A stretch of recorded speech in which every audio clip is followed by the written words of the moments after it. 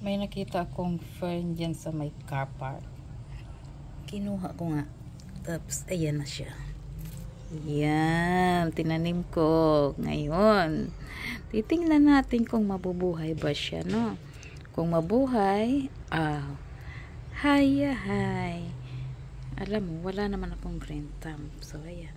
Try lang yan.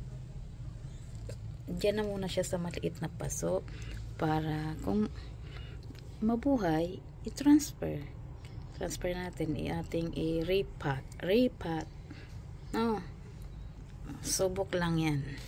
Tapos yan, baka nakita ko naman doon sa katabi nitong fern, doon sa aking kinuhaan dyan, yan.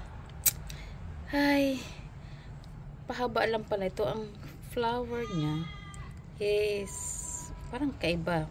Ewan ko lang pag ito ano bang klase, anong klaseng orchids ang magiging, ano bang klase ang kanyang flowers. Medyo disappointed ako doon sa nakita ko doon sa baba, sa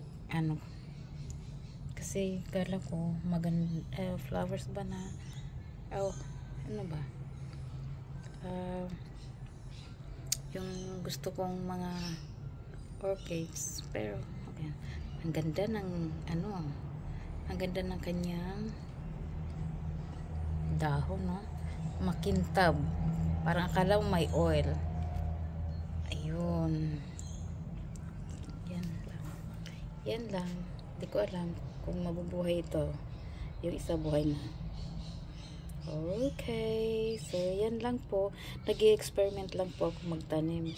Kasi pag nag-retire na ako, magtatanim na lang ako ng mga halaman para may exercise. Sa ngayon, nagtatrabaho pa. Okay, bye!